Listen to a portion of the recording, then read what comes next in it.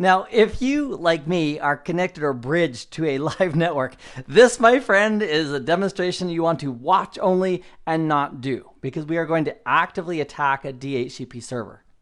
And because I wanted to do this in a closed environment where it's not going to affect my production network, I'm going to leverage a demo that I've already done in a course that you also may enjoy watching at some point, which is the Penetration Testing with Linux Tools course. So I'll walk you through the lab setup that I'm going to be using for this specific demonstration, which involves a Cisco router running as a DHCP server. And I'm also going to be using a tool called U-R-Cristiano, which is part of Kali Linux. It's also part of the predecessor to Kali Linux, which was called Backtrack. So whenever you see somebody using Backtrack or Kali Linux, we're talking about a distribution of Linux that has a boatload of attack and hacking tools built into it. I'd like you to imagine that you and I are going to watch a race. And as the runners are getting ready, their shoes are all tight, they've stretched, they've gotten into the blocks, and they're waiting for what? They're waiting for that gun to sound off so they can take off down the road. Now, what would happen if we hid the gun so they couldn't start the race? You know, that situation applies to a computer network where we have a lot of DHCP clients. What does a DHCP client do when it boots up on the network? Well, it sends out a discover, it's looking for a DHCP server, it wants an address. What would happen if we caused a DHCP server not to be able to respond? And that's what this nugget is all about. We're going to implement a DHCP starvation attack. So for example, let's say this is the network segment of 192.168.1.0/24. And this device here is not only acting as a router, it's also acting as a DHCP server. Regardless of who the DHCP server is, the concept is the same. When the client boots up, it sends out a discover, and it gets an offer, client says a request, and then we finally have an acknowledgement in IP version 4 anyway. That's the 4 packets involved with DHCP. Then the client has its IP address, knows its default gateway, knows its DNS server, and it's off to the races. Well, the DHCP server can only support, there's only 254 possible addresses on a /24 network. So if that pool of addresses, and this guy's probably using 1, and there may be a few other reserved addresses, if we take our backtrack system and we issue discover, we're asking and asking and asking for an IP address, and we take all of the IP addresses that this DHCP server has to offer, what's he going to do for the other clients? The answer is, once he's out of IP addresses, he won't be able to hand out IP addresses to the real clients.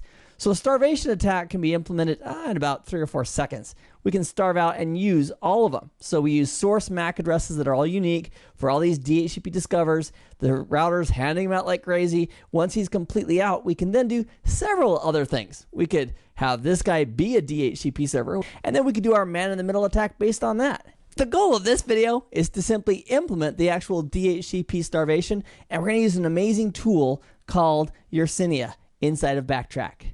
Also have here a console for a Cisco router that is also acting as a DHCP server. So let's give him, let's do some show commands on him just for a moment to verify where he's at regarding IP DHCP services. So this output here of the show IP DHCP binding says, okay, here's all my current IP addresses that I've leased out. The answer is he hasn't leased any IP addresses yet to anyone. Now in a typical environment, we would see several leases from the production router out to devices who had previously requested IP addresses from the DHCP server.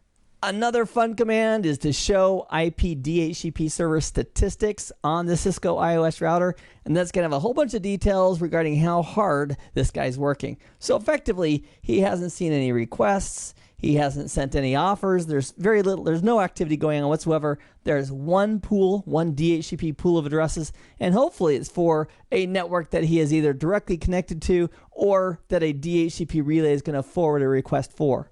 And if we want to see the details of this pool to take a look at the exact range involved, we do a show IP DHCP pool, and there it is. And it currently says we've got 0 leases. We knew that from up there. And the range is the 192.168.1 network. So let's have some fun with this. I'm going to go to the command line, the console on Backtrack, and I'm going to launch U-R-Cristiano, Y-E-R-S-I-N-I-A. Now, to get the help with a tool like this, like U-R-Cristiano, we can do a -H for the help, and that gives us these beautiful options right here. And there's one option here, the I, which will bring it up in interactive mode, which I used to love that. It's just basically a text-based, non-GUI-based way to implement it. So instead of using the -I, what we're going to use is we're going to use -G, which is the graphical version of Yersinia. And it works very well too. So to launch it, we're going to type Yersinia, and the option is a -G, uppercase G, and that brings up the graphical window. So what I'm going to do is I'm going to say okay to this warning saying this is a beta version. Okay, fair enough. And I'm also going to maximize this. Over here on the left, it's going to indicate what it sees. So it's in a few moments, if there are CDP messages being sent by the router, that happens every 60 seconds by default. We should have some CDP packets incrementing. Looks like HSRP is running. But our goal here is dynamic host configuration protocol server exhaustion. Now, how do we implement this? Oh my goodness. To implement the attack, we're going to go to DHCP. We're going to say launch attack. And then you have this window that comes up, and it gives us the DHCP tab because that's where we're starting. You could actually launch any of the attacks from right here. And I'm going to say I want to send DHCP discover packets, just like that. That's all we need to do. And what it'll do, it'll just go like a horse for the barn. It'll start sending discover, and with different MAC addresses. And that DHCP server, without any kind of protection, is going to simply hand them all out in like 3 seconds. So let's go ahead and click on OK, and it's done. So it's still actually running. This guy's not stopping. And I'm going to go ahead and tell it to stop. I'm going to say list attacks. And there's my attack list right there. And I'm going to say, please cancel all current attacks. Okay, so now it's stopped. Let's go take a look at the router. Now, here's a funny story.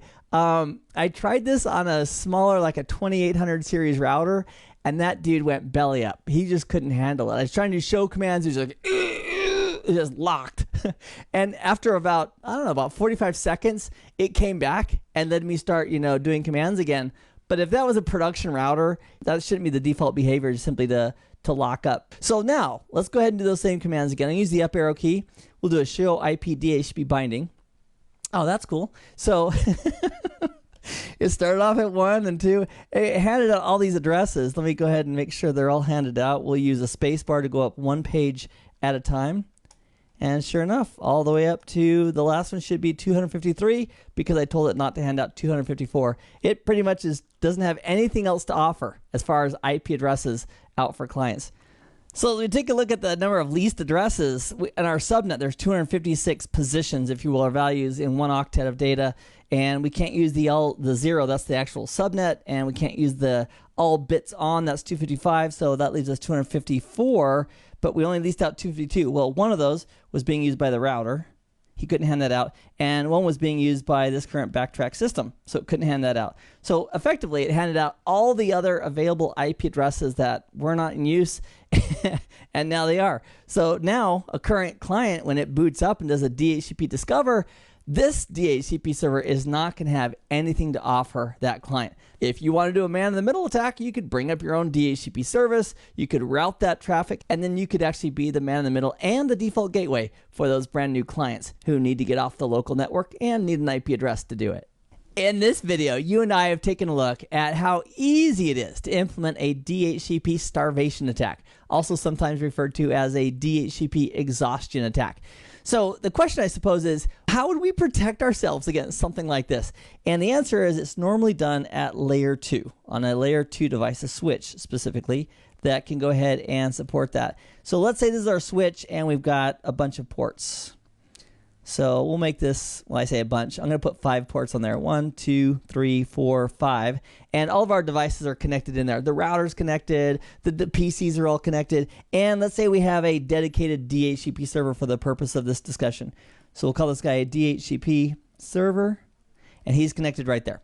All right, and then we have clients. So I have client 1, client 2. Maybe the router isn't the DHCP server, so maybe we have this guy be a router. There's the router right there, and other devices. Maybe this is a printer.